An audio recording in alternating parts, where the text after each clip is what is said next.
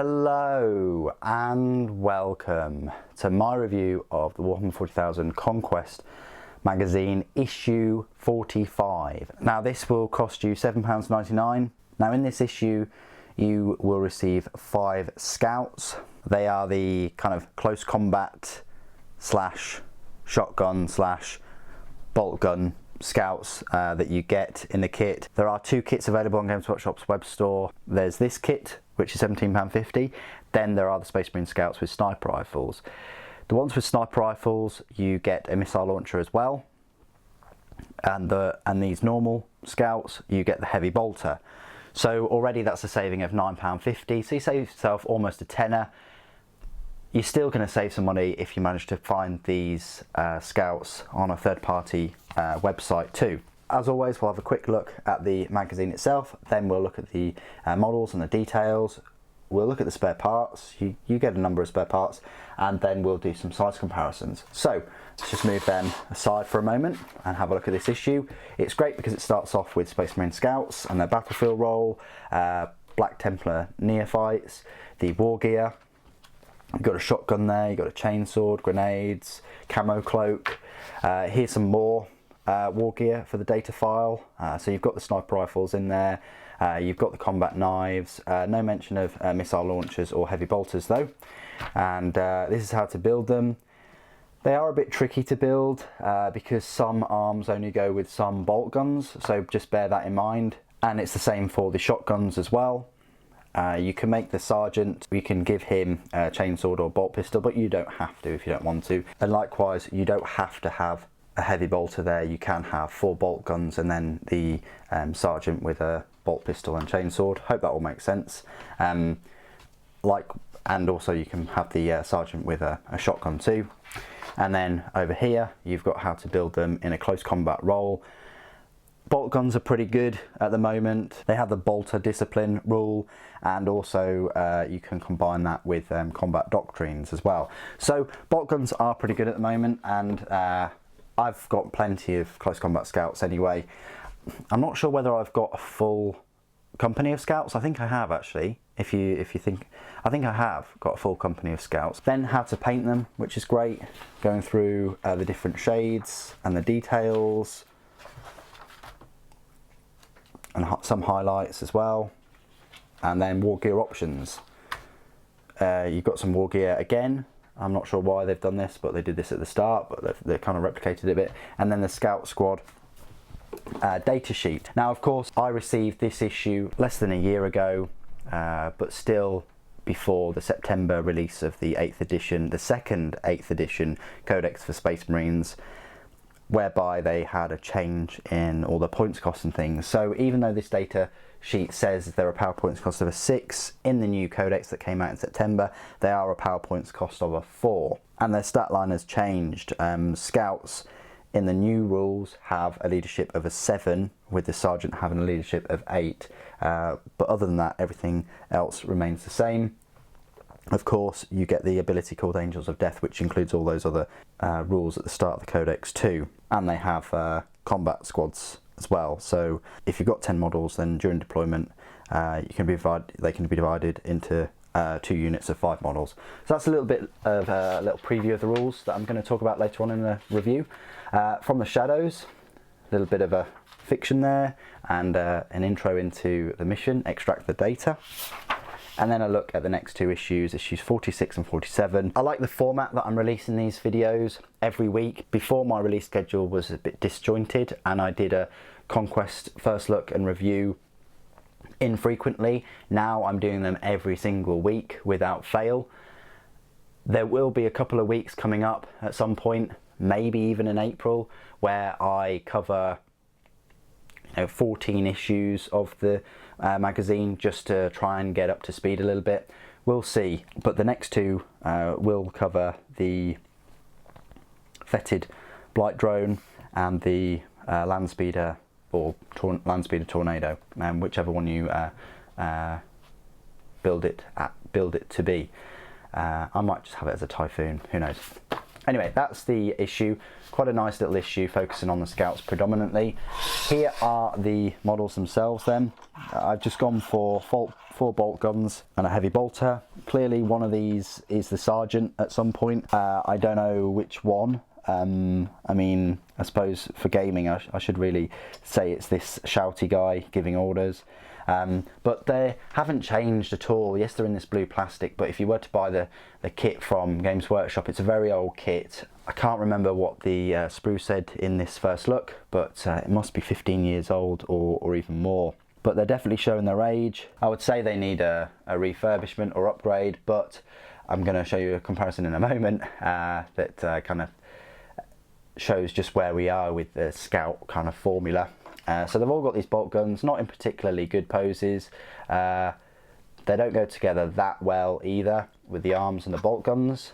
You might get gaps, so just bear that in mind. This guy is sort of aiming down his sights, but yeah, very similar poses. They're all kind of aiming their bolt guns, reminiscent to you know, your normal Space Marines if you were to buy them. And then you've got this guy with a heavy bolter, which is a bit of a pain to put together as well. However, you're not going to have any issues if you choose the close combat versions of these. I've just used them, I've just put them in this bolt gun equipped formation. Okay, so spare parts, you get all these spare parts, plus some of these spare parts in here. You can see you've got shotguns, you've got bolt pistols, you've got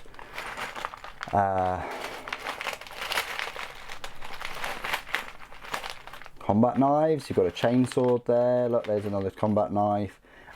So yeah, a fair number of spare parts. Clearly it's all the ones in blue, not the ones in grey. I'm going to put those in a moment. And then you've got these little ones as well. I think you get a spare head, you get a combat knife in a sheath, you get a pointy finger, a little ammo pack, a bolt pistol on its own, some ammo pouches, some different grenades that you could put on the armour maybe. So yeah, you do get a fair number of spare parts, like the older kits. They're quite generous in terms of giving you spare parts. Plenty for your bits box, and actually you can use them for other Space Marines or other scout kits in the future. So quite generous there. Okay then, so size comparisons. Well, I just want to show you where scouts are right now. This is a incursor.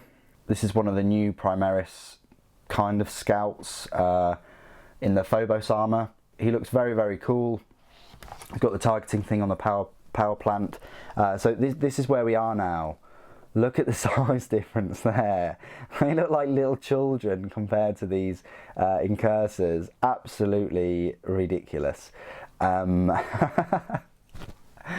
Just, yeah, such a ridiculous size comparison there to where we are now. I mean, just the legs and the hips are just crazy. But yeah, that's kind of where we are. Let's just compare them to the other Space Marines. So we've got a normal Space Marine here. Yeah, with the power armor, that's how big they are going to be, I'm guessing. Kind of makes sense a little bit. The arms are similar sort of length and stuff.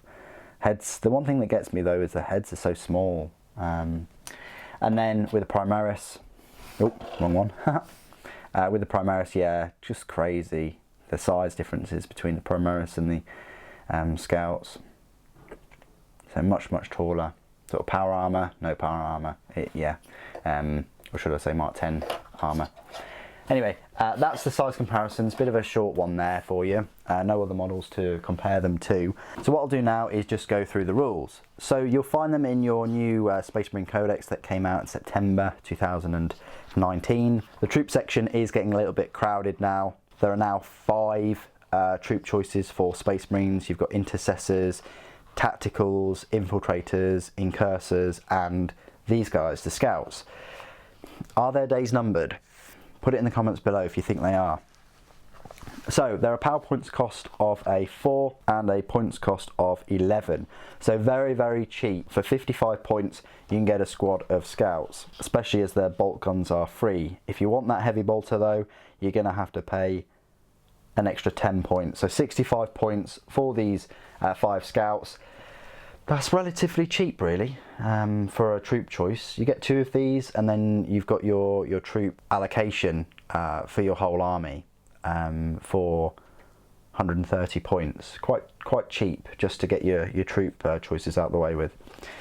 So their movement speed is 6 inches, weapon skill and ballistic skill both 3+, strength 4, toughness 4, 1 wound, 1 attack, leadership 7, and a save of 4+.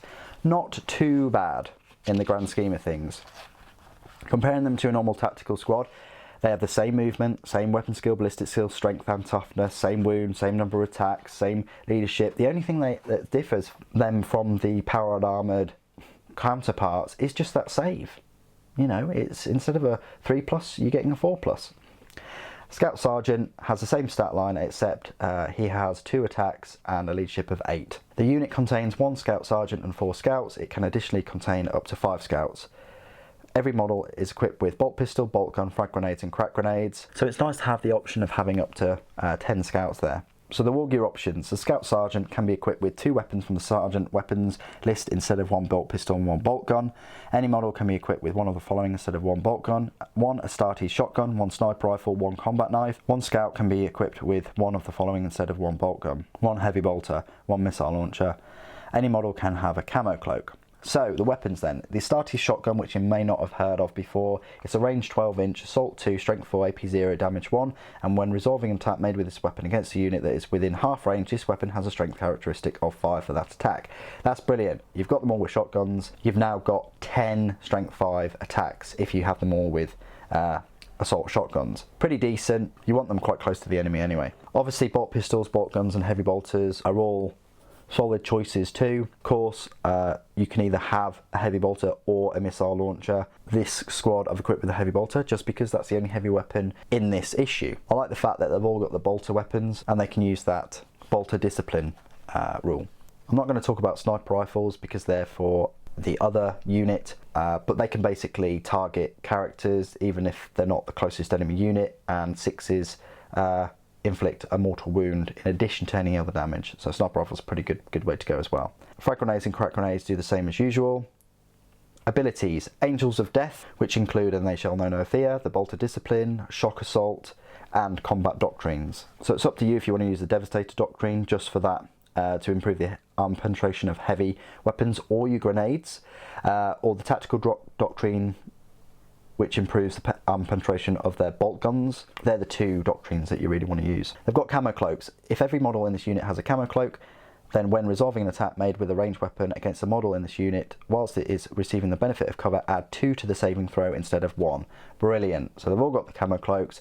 They can wander about and receive the benefit of cover, although they are an option, because it says any model can have a camo cloak. You don't have to give them camo cloaks. These clearly don't have them. It's up to you whether you want to pay the points cost for them. If you do, then it's going to be 3 points per model, but it does give them a bit more survivability. But for these guys, I'd just jam them in a land speeder and get them to the other side of the board, grab an objective or something. Concealed positions: when you set up this unit during deployment, it can be set up anywhere on the battlefield that is more than 9 inches away from the enemy deployment zone and any enemy models. Combat squads: if this unit contains 10 models, then during deployment, before any units have been set up, it can be divided into 2 units of 5 models. That's quite self-explanatory. Keywords: Imperium, Adeptus Astartes, Infantry, Scout, and Scout Squad. So there you go. Very cheap, possibly effective unit, especially with the Bolter Discipline now. If you weren't already aware of what Bolter Discipline does, basically models in the unit firing rapid fire bolt weapons can make double the number of attacks if the following apply. You know, the model's target is within half the weapon's maximum range, so if they're within 12 inches. The firing model is infantry, and every model in this unit remains stationary in your previous movement phase. The firing model is a Terminator, Biker, Centurion, or Dreadnought, and that's all the rapid fire bolt weapons. So they have the potential there of using that Bolter Discipline combined with the Tactical Doctrine to be very effective in closer range firefights. They're quite tough at toughness 4. The save is alright. You know, they're going to hit things with that ballistic skill of 3+. they're decent. The only thing you're missing out on is the flexibility that a tactical squad brings and that 3+ save. But what you are getting for the points, you know, power points cost of a 4 for 5 of these is truly brilliant, and I can see why people, you know, pick scouts to harass the enemy and pop out of cover and just fill up your organisation chart as well. I used to always run scouts, just the close combat ones. They didn't really do much in the game, but they allowed me to buy the more expensive models and units like Terminators and Land Raiders and things like that. So yeah, your usage may vary, but I still think that they are a viable option in a Space Marine army, even if they all look like children now. What do you guys think of the models and this issue in general? Please do put your comments and thoughts down below. It'd be great to hear from you. Thank you ever so much for joining me today. Thank you for watching. The Emperor Protects.